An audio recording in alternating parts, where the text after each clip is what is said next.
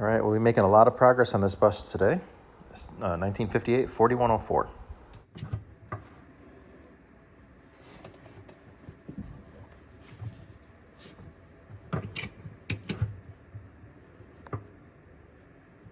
Putting the gear oil in. Takes about, I think it's 12 pumps per quart, but it's a lot easier than doing a bottle at a time. We're getting some of the grease fittings here. If it's still hooked up and not rotted out, that one there goes to the throwout bearing. And he already did the clutch arm assembly. There's one down there. Can you get the focus? Right there.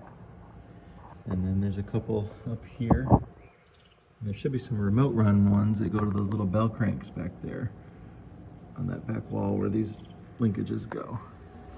We've had this soaking in coil now for a few days. That's what I have in this can right here. And we just sprayed it down again.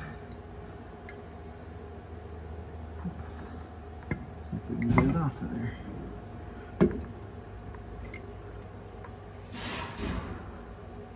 It's a refillable can and fill it with air pressure.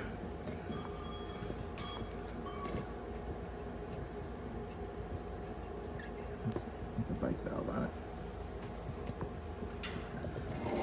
I'm going to try using the air hammer.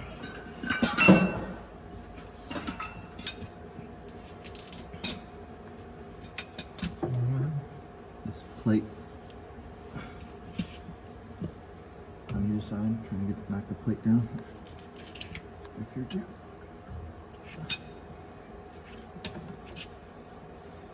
If you need a different attachment, grab it, but I thought that would give you your best shot from the top there. Let me get my glasses on.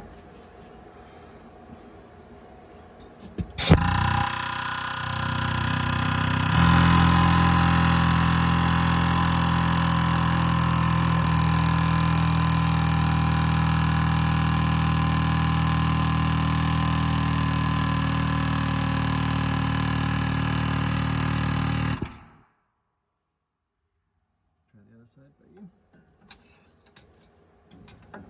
You want to try it piece by piece there too, if it's possible, if you can dig in on different pieces right now. You need a light over there? No.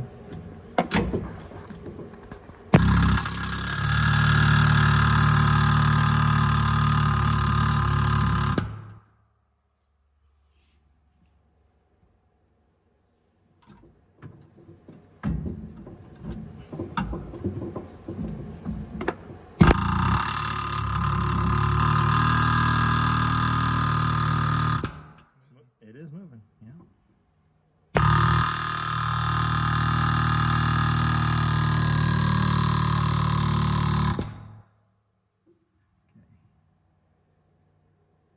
Are we at any risk because the airbags are holding the weight of the bus? And that's what's holding the airbags to the... Maybe we need to get it on the jack stands. What do you think?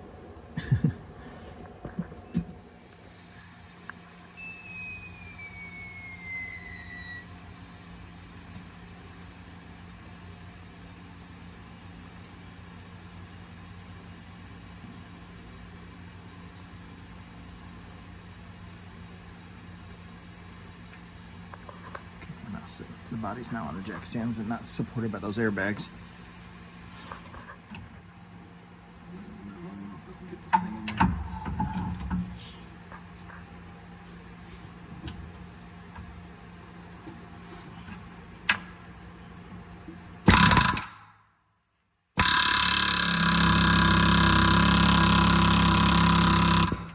It's moving everywhere. Yeah. Let me spray some more coil.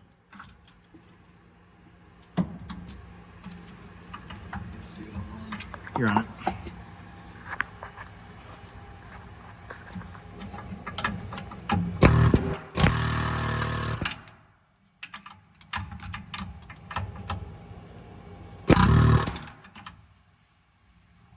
You want to move out of the way and you come around this side, or?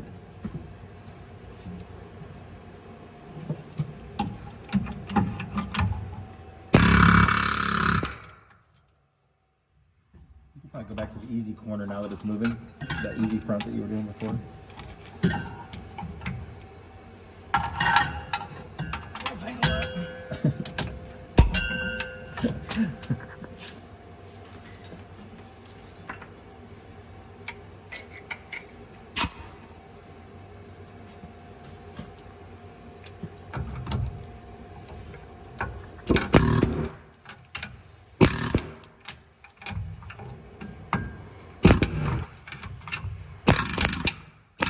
Go to this part.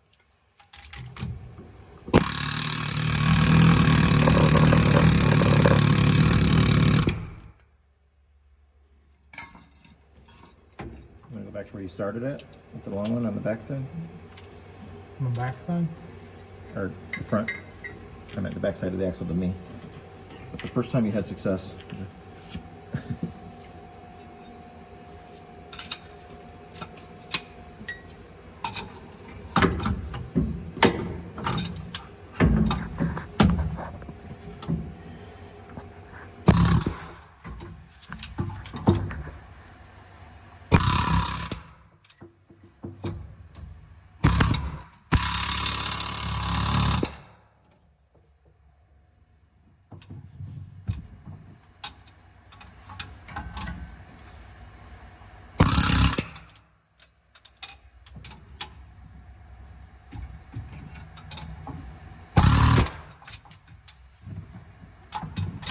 Just get a regular hammer. Free enough.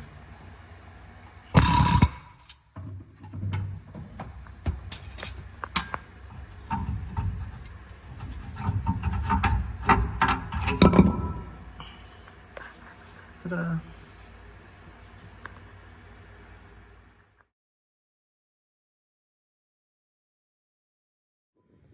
You can see how much of that has rusted away.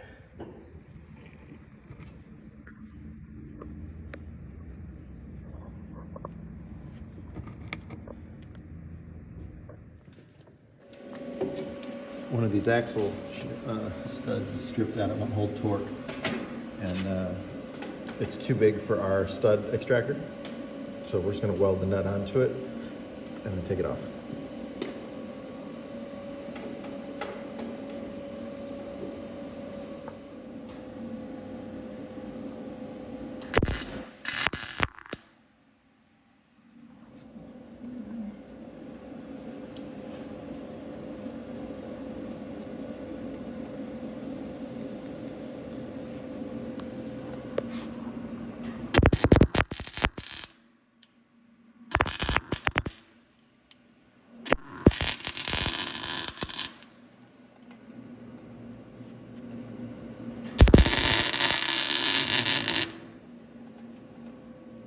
That should be enough to get it off, I think. Oh, it didn't work last time.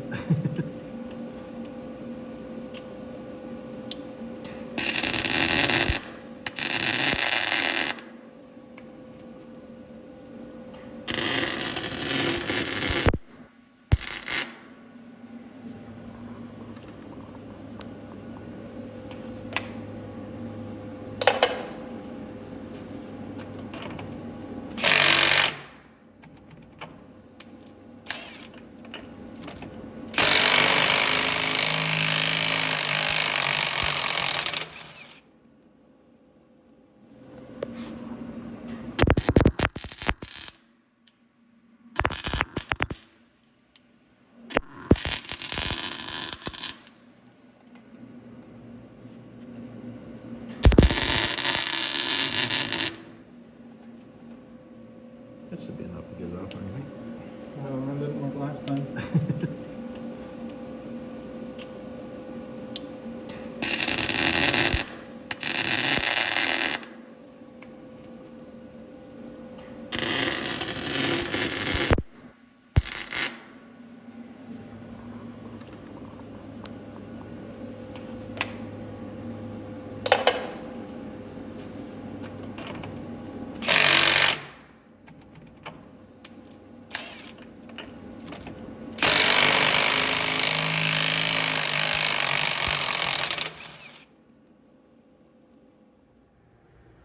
Couldn't see any kind of number on this fuel filter. I started spraying it down with brake clean. And there's a number on there. Is that new stud? A new stud and nut for it there.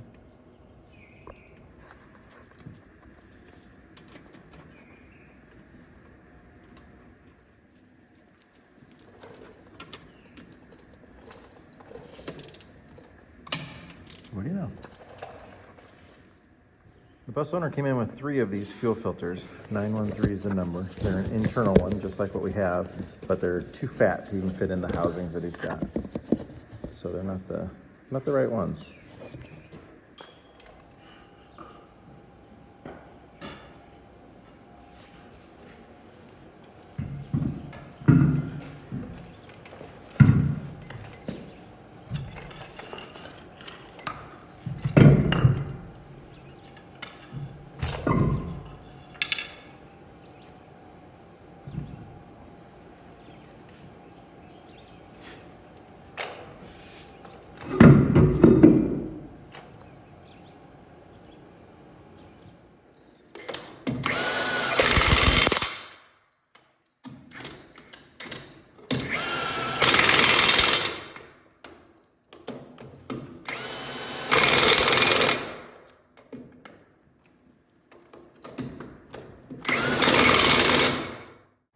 Well, the rear half of this bus is ready to roll out of the shop. So we got both rear hubs are back on, brakes adjusted, tires on, everything greased up, ready to go. The sides all put back together, new wheel bearings, new races. Brakes are all adjusted, new shock, new airbags, new radius rod bushings, upper and lower. It's sitting on that jack stand for the body. We don't want to air up the suspension on the front because the other side, the shackle that holds the airbag perch on is on, there's no bolts holding it on. Otherwise this wheel would be on and be sitting on the ground, but we can't do that right now. So hopefully tomorrow, the welder should have the part back. We'll get that on and get this bus finished for the drivetrain stuff tomorrow. Yeah, the big beam there that supports the airbags, there's no bolts on it on the bottom because of that plate off, so we don't want to put weight with a bus on it. Luckily I keep some of these in stock too, because I'll show you the one that's on the bus that needs to be replaced. But that little dimple is important to hold it in place. The other one doesn't have it. When this got put on last time, the dimple wasn't in a hole. It was up against a flat spot and just got squished out of there, so there is no dimple anymore. It doesn't stick out, enough to grab at least. And it's kind of falling apart anyways. So, one more thing to the parts inventory I gotta reorder. But I'm glad I keep them in stock. So that little dimple goes in the hole behind there, and then once this nut gets tightened, we bend it over and it locks the nut into place. We put a little bend in it to start with, just to make it easier to get a chisel behind it. This is the jam nut that goes on there tight. And then that'll bend over the flat part of the washer, and then it can't spin because there's a half moon shape there that's holding the inner ring in place. And the little dimple stays in the hole.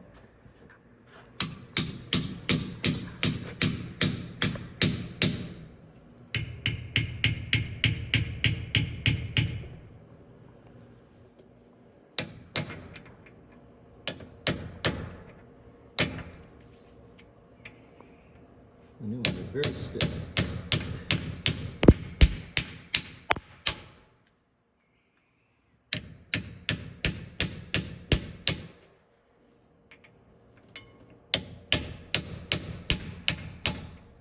Now, lock it in place.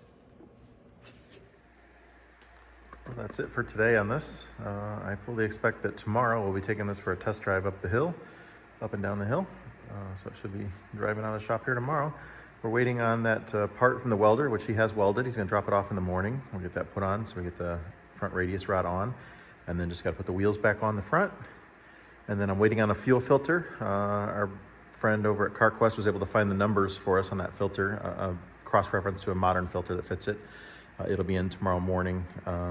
So we'll have the fuel filter, new fuel filters on the engine and fire up and see how it performs.